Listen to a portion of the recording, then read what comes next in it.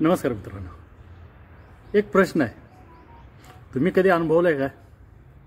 आपण सिग्नल लावतो, एक सिग्नल लागला की पुढचे सगळे सिग्नल लागतात. आपण असं म्हणतो, लागतात ना. एका सिग्नलला अडकले की पुढच्या सगळ्या सिग्नलला अडकतो आपण, आणि एका सिग्नलला सुटलो की सगळ्या सिग्नलला सुटतो. असं होतं का तुमच्या बाबतीत? घडलंय ना तुमच्या बाबतीत पण असं? आता मला एक सांगा, ज्या टायमाला आपला सिग्नल सुटतो पहिला, त्या टायमाला त्या सिग्नलवर थांबणाऱ्या सगळ्यांचाच सुटतो, पण ते सिग्नलला अडकलेले असतात. मग ते सिग्नलला पुढचे अडकत असतील, मग आपण कसा काय सुटतो? बरोबर आहे ना. जनरली आपण काय म्हणतो की मी सिग्नलला गेलो, सिग्नल लागला तर सगळे सिग्नल पुढचे पण लागणार, आणि एक सिग्नल सुटला तर सगळे सिग्नल सुटणार. पण आपला जो सिग्नल सुटतो त्या सिग्नलला आधी लोक थांबलेले असतात. मग त्यांचे सगळे सिग्नल अडकतात का सुटतात?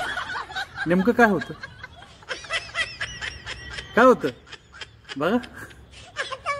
जस्ट मनात विचार आला एक, म्हणून तुम्हाला सांगितलं. बघा, तुमच्याकडे काय उत्तर असेल तर कमेंटमध्ये टाका.